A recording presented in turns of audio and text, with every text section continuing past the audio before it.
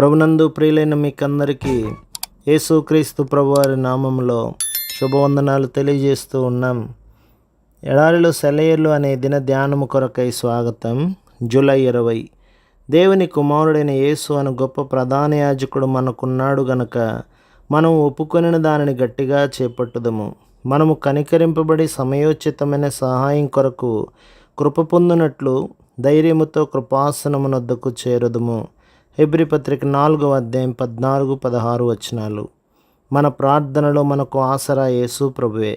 మన తరఫున తండ్రి దగ్గర వాదించేవాడు, మన ప్రధాన యాజకుడు ఆయనే. మన కోసం శతాబ్దాలుగా ఆయన చేపట్టిన పరిచర్య ఏమిటంటే మన గురించి ప్రార్థన, విజ్ఞాపన.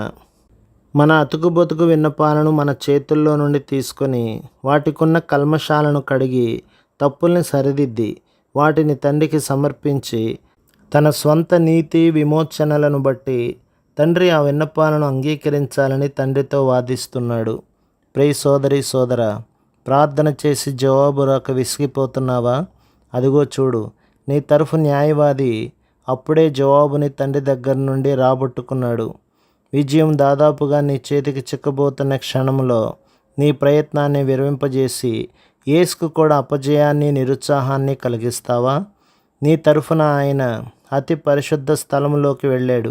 నీకు సందేశాన్ని తెచ్చే రాయబారి అప్పుడే నీ దగ్గరకు బయలుదేరాడు. నీ కార్యం సఫలం అయింది అంటూ సింహాసనం నుండి వచ్చిన జవాబుని నీ నమ్మకం ప్రతిధ్వనింపచేయాలని పరిశుద్ధాత్మ ఎదురు చూస్తున్నాడు. ఆమోదం పొందే ప్రార్థనకి పరిశుద్ధాత్మకి అవినాభావ సంబంధం ఉంది. పరిశుద్ధాత్మ దేవుడు మన అవసరాలేమిటో మనం సవ్యంగా తెలుసుకునేలా మన ఆత్మలకు బోధిస్తాడు. వాటిని గుర్తించేలా మన హృదయాలను సిద్ధపరుస్తాడు.